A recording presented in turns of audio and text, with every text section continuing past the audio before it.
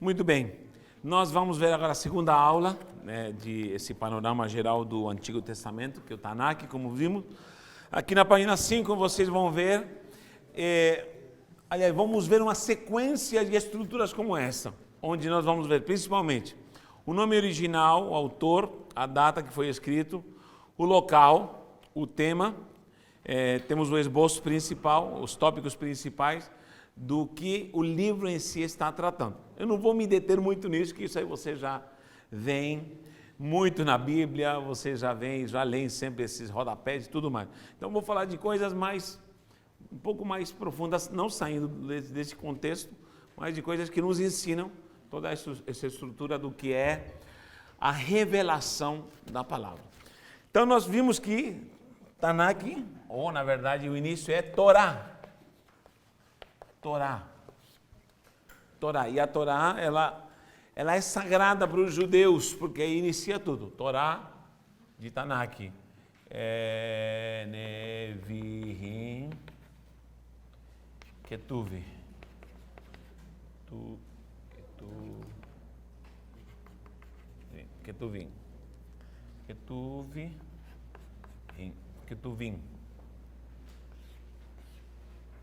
Israel foi chamado para ser modelo.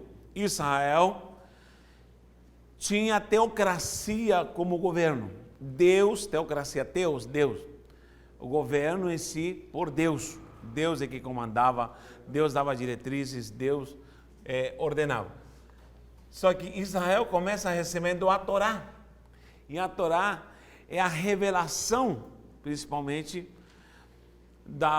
dos preceitos da doutrina judaica. Em toda a doutrina judaica você vai encontrar os sim ou não em relação às ordenanças de Deus. Ou não faça isso ou faça isso. Sempre vai consistir nisso. Não fazer ou fazer. Certo? Farás isso e mais isso. Ou não farás isso. Vai consistir sempre do sim ou não. Lembra quando nós falamos que nós temos livre-arbítrio e esse princípio já está na própria criação, quando Deus forma um homem, lhe dá essa autoridade do Yetzer Hará e Yetzer Hatov. Lembra que nós falamos aqui, inclusive vimos que no meio estava a árvore do bem, do mal, e do lado estava a árvore da vida. As duas estavam no meio, tem 2 versículos lá que ressaltam, a própria Eva vai falar da árvore do meio. E diz, no meio estava a árvore da vida. Não, ele não nos proibiu comer da árvore do meio, a árvore do bem e do mal. Então as duas estavam no meio. Sempre no meio vai estar a questão do decidir. Se eu estou no princípio de Deus ou não estou no princípio de Deus. Ou se eu como da árvore da vida ou se eu como da árvore do bem e do mal. Ou se eu desobedeço ou se eu obedeço. Se eu estou nas trevas ou se eu estou na luz. Ou se eu estou na caminhada santa do propósito de Deus com a Torá ou não. Então, querido, os judeus têm um pouquinho de raiva da gente, sabe por quê? Porque eles dizem que nós não entendemos a Torá, nós não valorizamos a Torá. Em primeiro lugar, a Torá, a sua estrutura, ela é escrita no hebraico. No hebraico, depois esse hebraico se aprimora, esse hebraico antigo, pictográfico, não tem nada a ver com esse hebraico bonitinho que nós temos hoje em dia, massorético, que os massoretas, que são eruditos, escritos, que começam a fazer mais desenhinhos nas letras. Antigamente era tudo meio simbólico. Embora as letras evoluem na sua estrutura, na sua grafia, a forma de escrever, o sentido é o mesmo. A organização é a mesma. Então, Israel tinha que segui-la a rigor. Cerimonialmente, com festas, era diferenciado das festas do passado, dos outros povos, dos povos pagãos. Os preceitos de moral, e esses preceitos não caem por terra. Por quê? Porque senão, eu pergunto para você, se não havia lei, que preceito moral acusava a Caim, que matou Abel? Se não havia lei, Caim estava certo, matou o irmão, ninguém o condenava, mas o preceito moral estava diante dele, diz que o sangue de Abel clamava, ou seja, alegoricamente está dizendo, há uma acusação contra você. Como a acusação se a lei não existia? E somente depois com a lei vem não matarás. Havia uma reprovação. Que mais?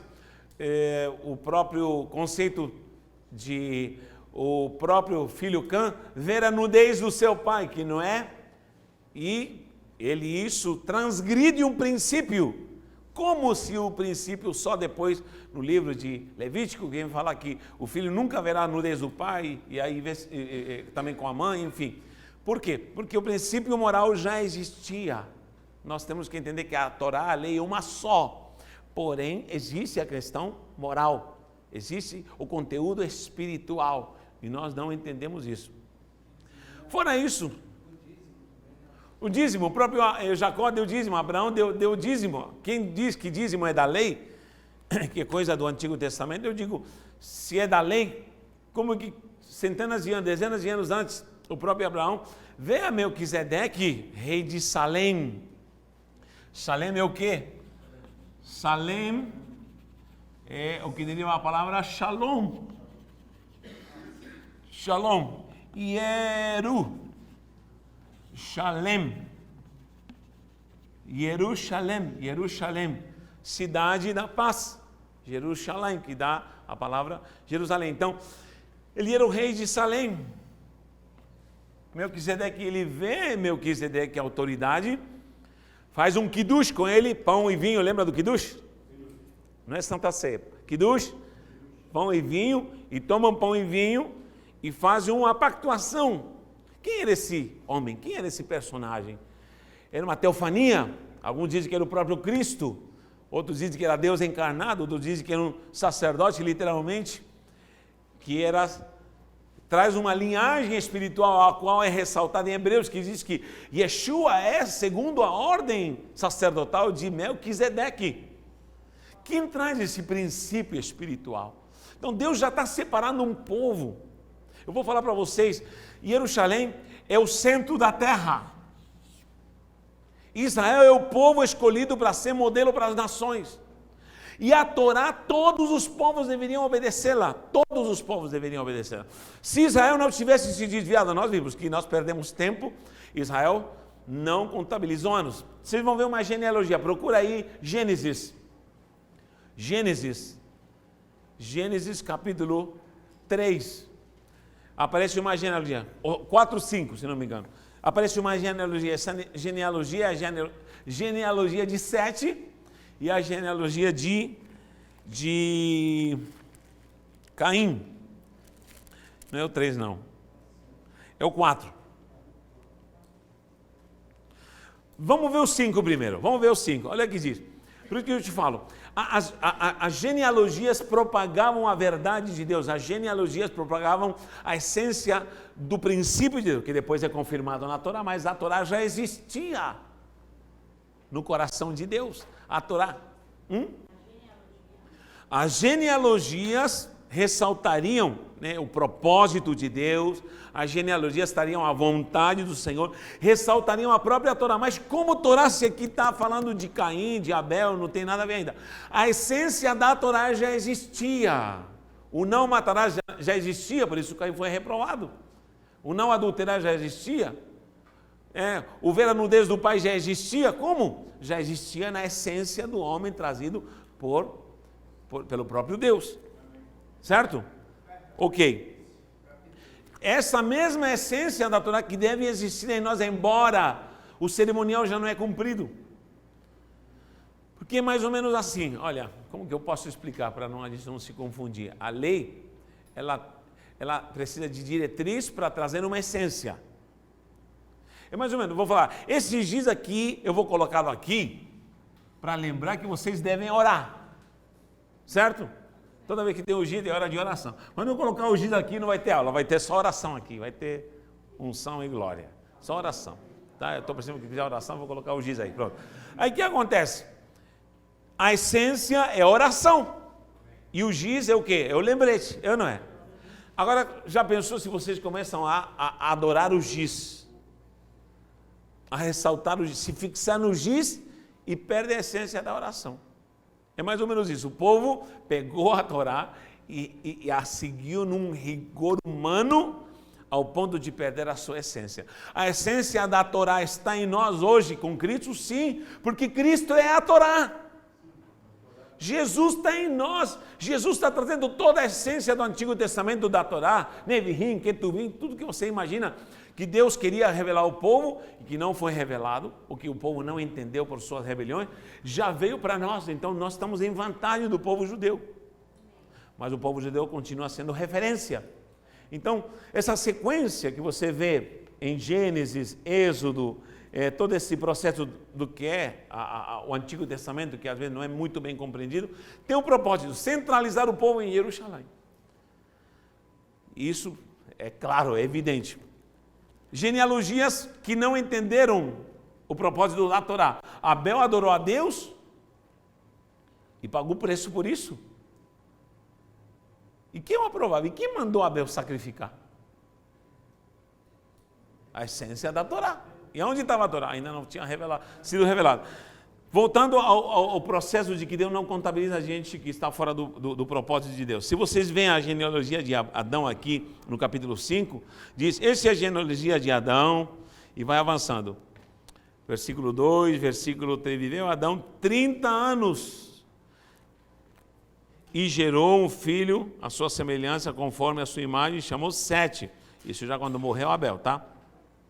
Depois gerou a Sete, viveu Adão 800 anos e teve filhos e filhas.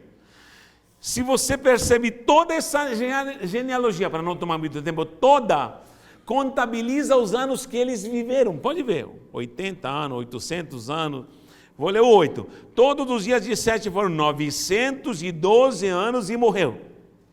Todos eles são contabilizados os anos, porque é a geração santa de Sete. Agora, se você vai na geração de Caim, no capítulo 4, versículo 17, leia aí para mim, diz assim, e coabitou Caim com a mulher, e concebeu e deu à luz a Enoque. Caim edificou uma cidade, bababá, versículo 18, Enoque nasceu-lhe Irade. Irade gerou a Meujael a Matusael, Matusael a Lameque, Lameque. Aqui só fala nomes e não fala idades deles. Quem entendeu o que eu estou falando? A geração de Sete vai falando, Sete viveu tantos anos e gerou fulano. E fulano viveu tantos anos, gerou Ciclano. E Ciclano viveu tantos anos. Agora a de Caim vai falando, Caim gerou fulano, Sarapatel gerou Micael, e aí vai, Mocotó gerou Mocotó, e aí vem. Desculpa a brincadeira, gente, mas vai falar dos nomes aleatoriamente, porque Deus está dizendo, geração de Caim não é eleita. Geração de Caim não é escolhida. Geração que eu não contabilizo os anos vai morrer porque está fora da minha presença. E de fato, toda a geração de Caim morreu no dilúvio. Aí vem Sete, contabilização de anos. Vai indo até Noé. E no ano de idade de 500 anos, versículo 32 do 5. Era Noé da idade de 500 anos. E gerou Sem, Cão e Jafé. Era um trigêmeo, porque se no ano 500 de vida dele gerou a 3, e só tinha uma esposa, eram trigêmeos, concorda comigo? Sem, Cão e Jafé. Com Sem, Cão e Jafé é que surge uma nova geração para a terra, porque Caim morre com toda a sua geração. Conclusão, você quer ser contabilizado? Você quer ser contabilizado? Você tem que viver a essência da Torá. Você tem que viver a essência da palavra. Você tem que se centralizar e entender o propósito exclusivo de Deus. Sabe por quê? Porque nós somos, segundo a sua palavra, a geração de Abraão pela fé em Cristo Jesus. Você é referência. Deus está te colocando no meio, num trono, onde todos estão vendo que você é referência. Ok? Olha o que acontece na Torá. Tem um mistério na Torá. Tem um mistério que acontece na Torá, inclusive eu estou assinando a Torá aqui. Quando Israel fez 50 dias no deserto. Lembra que eu falei que o número 39 é número de prova? Olha esse mistério. 39 é prova. 40, fecha seu ciclo. Aprovação. Quem está fazendo 40 anos aí? Então você Está sendo aprovado por Deus. Amém? Está na presença dele. 40 anos. Amém? 39 foram de sofrimento. 39 chicotadas, 39, tudo que você possa imaginar. 39 pestilência, 39 livros no Antigo Testamento, 40 menos 1 é 39 chicotadas, como falei. E aí vai. 40. Só que dos 40 aos 50, aqui é o 50º. 50º. O número 50 na Bíblia, do 40 ao 50, representa um ciclo onde Deus vai demonstrar que Ele é o Deus da tua vida. Amém. Gente, isso aqui é muito sério. Amém. Desde dias até anos ou meses, número 50. É aí que surge depois, 50º, o jubileu. Lembra do jubileu? 50 anos. O que mais surge? Quem lembra? Pentecoste, parabéns, Pentecoste. O que acontece em Pentecoste? Se celebra a Páscoa, ou seja, se celebra a Páscoa, saída do Egito. Você saiu do cativeiro. Essa é a proposta da Torá. Essa é a proposta do Antigo Testamento. Essa é a proposta dos profetas. Essa é a proposta dos escritos, dos salmos, dos profetas. Sempre vão salientar a proposta da essência da Torá. Ele está dizendo, eu apago o teu dia de cativeiro, vocês saíram. Celebre Páscoa, porque começa um novo tempo. Para nós, esse novo tempo é a nossa Páscoa, que é Cristo Jesus. Jesus é a nossa Páscoa. Nunca faça Santa Ceia, porque Santa Ceia é judeu. Judeu que não tem Hamashiach, ele precisa de ceia de Páscoa. Muito menos com ovos de Páscoa, pelo amor de Deus. Agora, hein? E tem crente que come ovo de Páscoa nessa. Cuidado, eu só estou pregando. Mas olha, presta atenção. Agora, o que eu estava falando? O que acontece? Começa a Páscoa, um novo tempo. Se celebrou a Páscoa. Para nós, Cristo morreu 49 dias. 7 vezes 7, 49 semanas. Na semana número 50 se fecha um ciclo de colheita. Eu dou glória a Deus, sabe por quê? Porque eu estou indo para os 50. Dos 40 aos 50, eu estou tendo colheitas em anos de ministério. Eu estou fazendo 25 anos de ministério, só que 17 anos eu dei voltas. Voltas. Financeiramente dei voltas e mais voltas e mais voltas. Não está desviado, mas estava. Não lancei alicerces. Sofri muito. Lutas, dificuldades, foi um aprendizado. Hoje já, estou com 45, vou fazer 45 anos, 25 anos de ministério. O que acontece? 30 de vida, 15 de trevas, de Egito. Nesses anos 40, eu conheci a visão celular modelo dos 12. E o ministério se multiplicou e ainda está apenas começando. Amém. Sabe por quê? Porque Deus quer te levar para o jubileu. Foi com 50 dias que começou o processo de vir a revelação da Torá.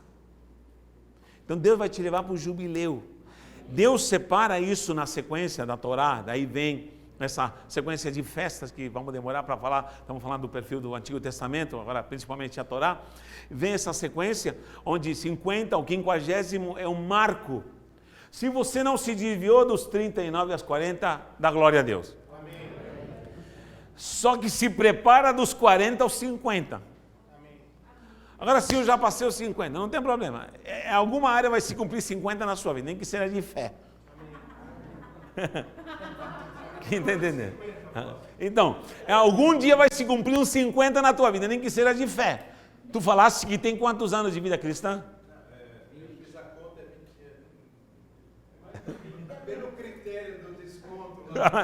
Não. Vamos lá. Não precisa revelar. Tá bom, não. Ele está te contando os dias e os meses que ele se desviou, mas deixa para lá. Jeová.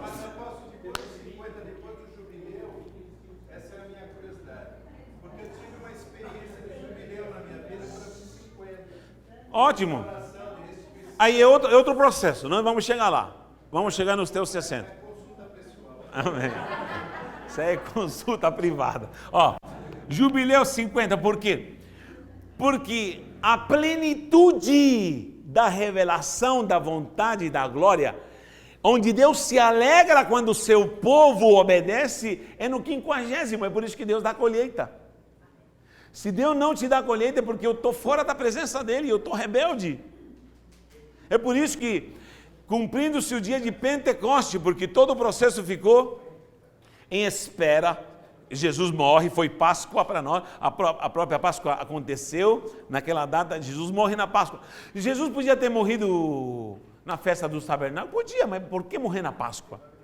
Porque ele é a semente que traz a colheita para nós. E literalmente, quando Pedro se levanta em Pentecoste, no 50º dia, se converte em 3.000 almas. Então pronto, aí vem colheita. Então, queridos, nós ainda não experimentamos nada de Deus. Se você acha que você tem 20, 30 anos, minha vida, querido, o melhor de Deus está por vir, porque depois dos 50 que o negócio vai ficar bom.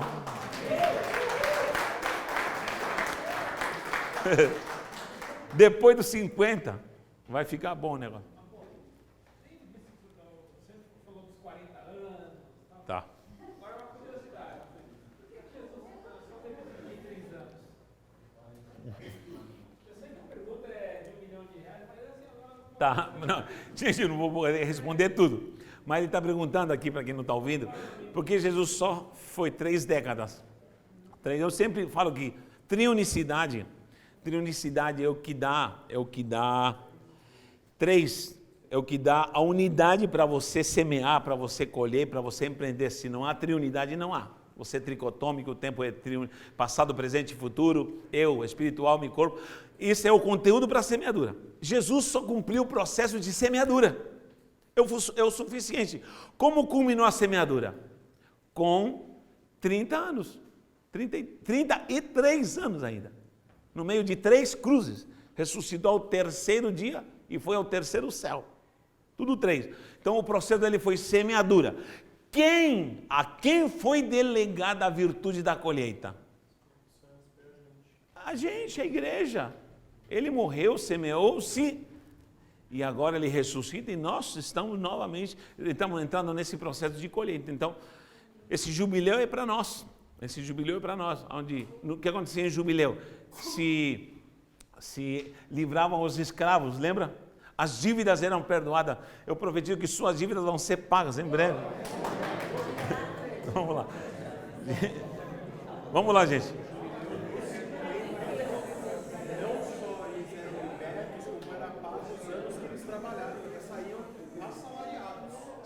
Aqui está, ó. Leia aí, você vai entrar em jubileu. Tudo que acontecia em jubileu. Boa lembrança do querido aqui, ó. Os que eram escravos deixavam de ser escravos, recuperavam suas propriedades. Eles tinham vendido e os dias que eles trabalharam era para se fazer a conta. Para poder pagar. Ressarcimento, fundo de garantia. Há um fundo de garantia espiritual aí. Pronto? Não no Brasil, estou falando na dimensão celestial, tá bom? Vamos lá. 50. Há um negócio que eu comecei a fazer uns estudos na própria Torá. Eu trouxe a própria Torá, está aqui a Torá, linda Torá, ó. Tem um mistério aqui na Torá, entre tantas coisas. Se a gente ler a Torá, é dificílimo. A gente vai ter que ter um pouquinho de noção para primeiro começar a conhecer as letras, depois conhecer palavras, depois conhecer frases. Ainda vamos chegar lá, ao ponto de ler e entender. Não chegamos nesse nível ainda, vamos chegar, em nome de Jesus. Mas olha, há mistério. Um dos tantos, centenas de mistérios que tem a Torá, códigos. Um rabino descobriu uma coisa preciosa. A Torá, ela está em ordem em relação ao número 50. Estamos falando de 50. Por exemplo, a palavra Torá se escreve assim, ó.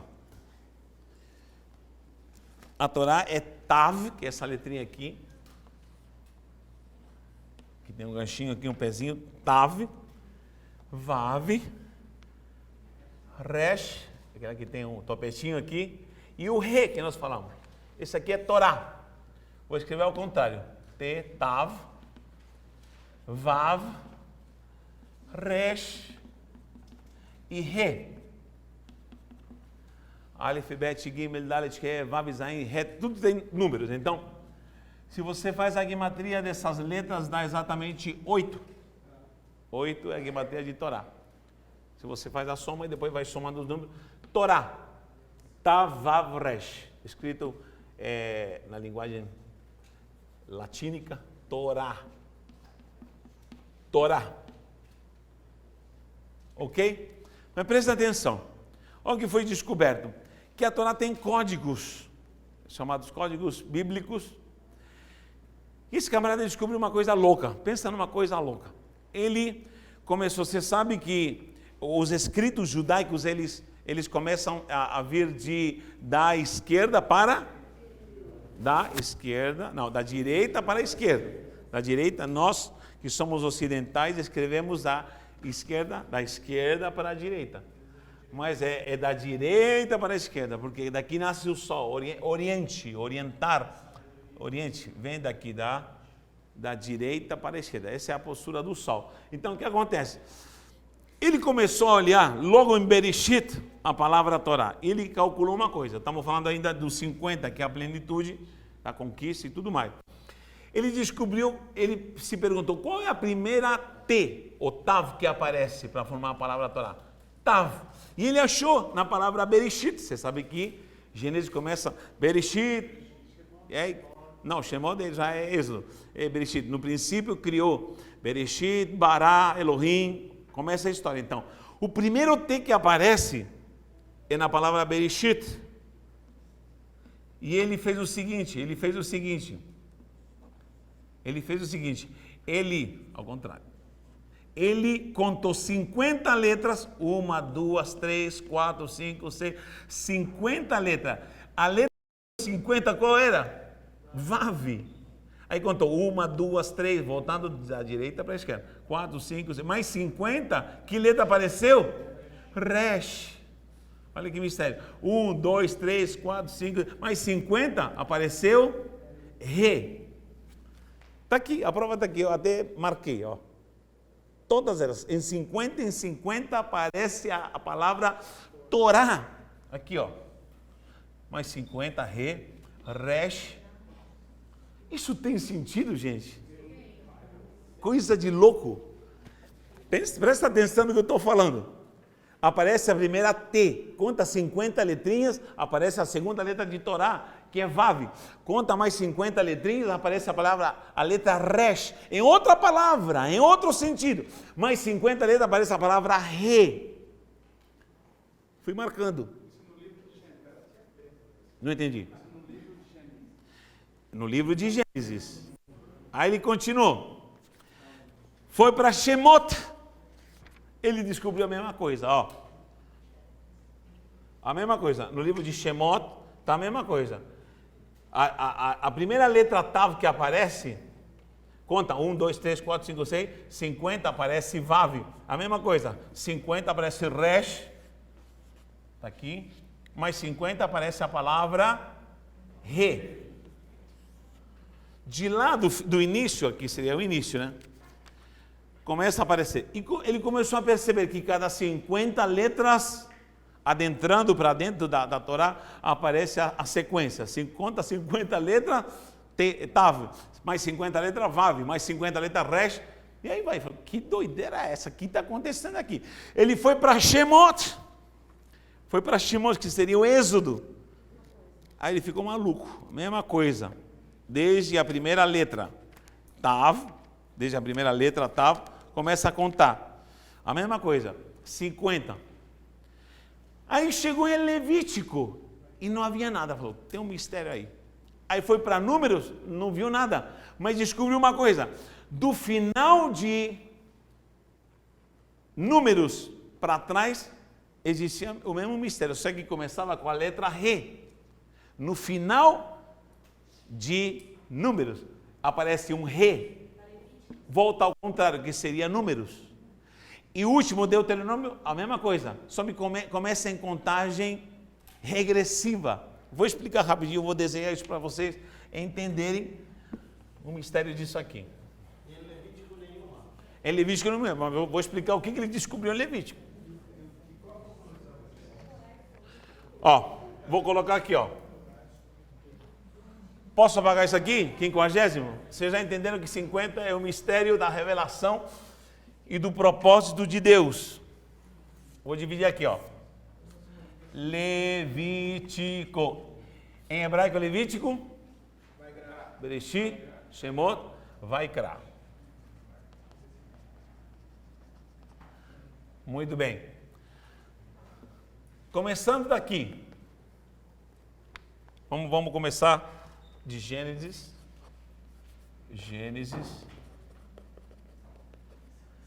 Êxodo. Aqui nós temos Bereshit. Shemot. Me aguardem, gente, não fica escandalizado, não. Levítico aqui é Números.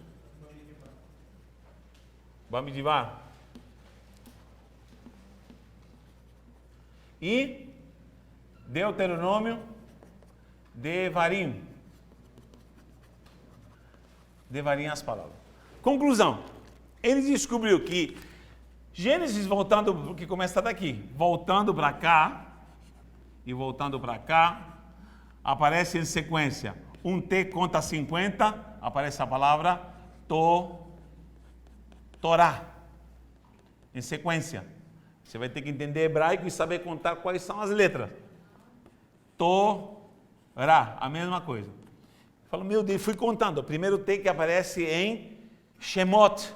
Fui contando 50, aparece a letra Resh. E aí vai Vav primeiro, Resh, depois Rim. O Re, Torá, em sequência. Em Levítico não encontrou nada. Só que em Deuteronômio e Números, que seria Bamidivá e Devarim, também não encontrou nada mais. Falou, vou até o final dos livros. E ele achou o seguinte, ao contrário, em vez de Torá, começou pelo Re, H. Ele encontrou o Re primeiro, contou 50, apareceu essa letra, e foi avançando em hebraico, Torá. E em Deuteronômio, no final, a mesma coisa.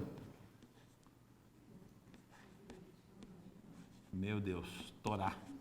Voltando. Quem entendeu o mistério? Ou seja, aqui começa com T e aqui começa do final. Perdão. É aqui. Estou. Torá. Começa com o T daqui. Fica Harot e Torá. Que matemática doida é essa? Ele falou, meu Deus. E todos com espaços de 50. 50 uma letra, 50. Aqui também, 50 uma letra, 50 uma letra. E foi em Levítico, que seria Vaikra, disse, que mistério é esse que não tem nada? Aí ele encontrou uma palavra, que é essa palavra aqui. Yod, Re, Vav, Re. Que palavra é essa? Quem lembra? Yahweh. Só que ele contou diferente. Tanto do início de Levítico, como no final de Levítico, ele contou de 8 em 8. No início de Levítico, aparece Yod, 1, 2, 3, 4, 5, 6, 7, 8 letras, a oitava letra é Re. Conta, 1, 2, 3, 4, 5, 6, 7, 8, aparece a oitava letra é Vav. 1, 2, 3, 4, 5, 6, 7, 8, aparece a letra Re novamente. E há uma sequência de Yahweh, de 8 em 8. Aqui era 50 em 50. Foi no final de Levítico e voltou na letra Re, Vav, Re e Yod. A mesma coisa, de 8 em 8, tudo se centraliza numa palavra, Yahweh. Ou seja, Torá de 50 em 50, Torá em Êxodo de 50 em 50, ao contrário. Torá ao contrário de 50 em 50, Torá de 50 em 50, você vai juntando as letras, todas apontam para quê? Para Yahweh. Está dizendo, todos os livros do Pentateuco, os dois do início e os dois do final, estão dizendo, olhe para a Torá e apontando para Yahweh. Só que olha curioso, justamente a palavra eu sou o Senhor, eu sou Yahweh, aparece 50 vezes justamente no livro de Levítico. O que Deus está querendo dizer com isso? Parece uma matemática meio doida, né? Vocês estão meio confusos talvez com essa matemática. Mas sabe o que Deus está querendo dizer? Os processos do meu povo são ciclos. 39 de prova, 40 no deserto e quando o ciclo de 40 sou aprovado. Do 40 aos 50 vou começar a derramar colheitas. É por isso que nos 50 dias Deus revela a Torá e já o povo começa a viver o princípio da Torá. Só que o problema é que o povo se desviou. Era para conquistar a terra em, no máximo, 50 dias já tomar posse. E eles se desviaram, se afastaram da presença do Senhor. O legal de Levítico, sabe o que é? É que em Levítico, que seria para, na verdade, Vaikra, no princípio, esses são os nomes que Deus chamou, na verdade, o centro de que é Vaikra, que é chamado para nós Levítico, é o chamado de Deus. Todos estão vindo para cá, todos convergem para cá. Levítico, que seria Vaikra, é o chamado, é a condensação, é a chamada dizendo, se concentrem em mim. Nós encontramos os levitas recebendo ordenança, então há um sacerdócio santo que é levantado com Israel, e esse sacerdócio santo é trazido em Cristo em nós, por isso diz a palavra, nós agora somos real sacerdócio, você passa a ser o centro de todas as coisas. Olha algo legal,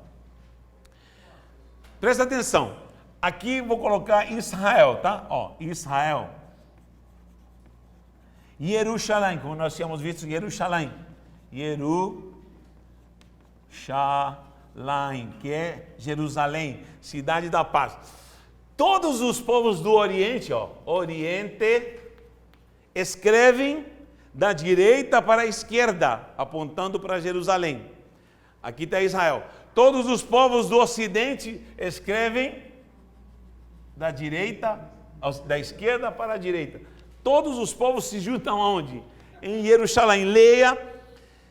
Leia exatamente o que está escrito em Ezequiel 5:5.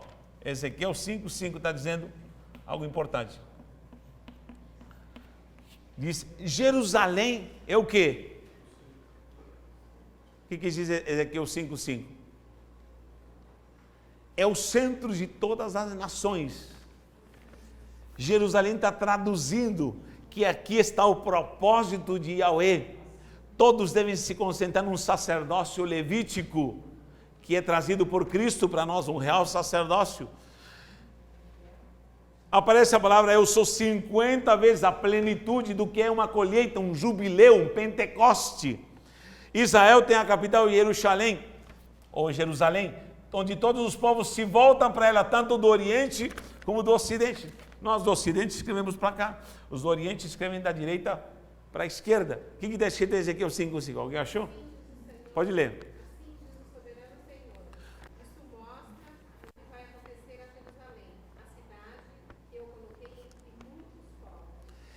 A cidade de original que eu coloquei no meio dos povos. Quem olha para Jerusalém está olhando para um relógio sobrenatural. Quando eu vejo o Antigo Testamento e eu entendo o Antigo Testamento, eu começo a compreender o que vai acontecer ainda. Quando eu compreendo o Antigo Testamento, eu começo a decodificar, querido, a Torá tem códigos absurdos que se nós os colocamos em evidência, nós vamos ficar espantados. É por isso que o judeu fala assim, esses cristãos de segunda categoria não sabem ler a Torá. Não conhecem nada, não entendem nada. Nós, para sermos judeus, decoramos a Torá. E esses cristãos nem decoraram os livros da Bíblia. Não, nem a leram de Gênesis e Apocalipse. Como que podem ser cristãos? Como que podem ser representantes do reino de Deus? Então, quando nós encontramos esse perfil santo, Deus está separando um povo que vai colher, que vai ser modelo para nações, espiritualmente, financeiramente, em gestão, em economia, em produção, em alegria, em bênção, em glória, em poder. E nós temos essa unção sacerdotal. Ei, se o Brasil tem crise, não se importe com isso, ore pelo Brasil. Mas eu vou lhe falar uma coisa, a nossa vitória não depende da política e da estrutura econômica dessa nação. Reivindica aquilo que Deus tem para a sua vida. Se é para aplaudir, aplaude para Yeshua.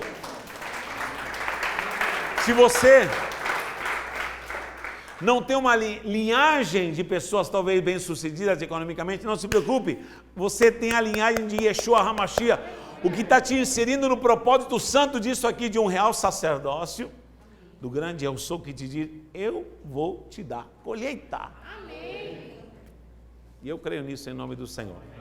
Israel se desviou, aí vieram os profetas, os reis, foi açoitado e termina o cano com a palavra maldição. Mas graças a Deus, para nós termina com a Brit Hadashah, que a graça do nosso Senhor Jesus Cristo reina em cada coração. Jesus reina no teu coração. Então não se preocupa com mais nada, que Jesus vai te dar vitória, vai te dar bênção e vai te dar glória e virtude em nome do Senhor. Amém? Bom, tem outras coisas que a gente vai deixar para depois. Amém, queridos? Nós vamos estudar. Já vimos o Pentateuco, o propósito da Torá, a essência da Torá. Agora vamos entrar em Juízes, embora já demos uma pincelada, e vamos aos históricos, para depois cair para o Salmo, diante do céu. Você nunca mais vai ler o Salmo do jeito que a gente lê.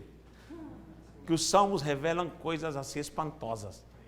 Desde os acrósticos que tem, e as mensagens que estão codificadas no Salmo, que são coisa de louco, coisa de doido. Por que o salmista, bom, vamos deixar para a próxima aula, por que o salmista vivia ligado com Deus? Não faziam mais nada. Viviam com uma harpa embaixo do braço e eles viviam em outra dimensão. Por quê? Porque os caras entenderam o propósito da Torá. É por isso que o salmo maior que tem é o Salmo 119, que só fala da Torá. A tua palavra, a tua palavra, a tua palavra, a tua palavra, a tua palavra, a tua palavra, teu propósito, teus mandamentos, teus estatutos.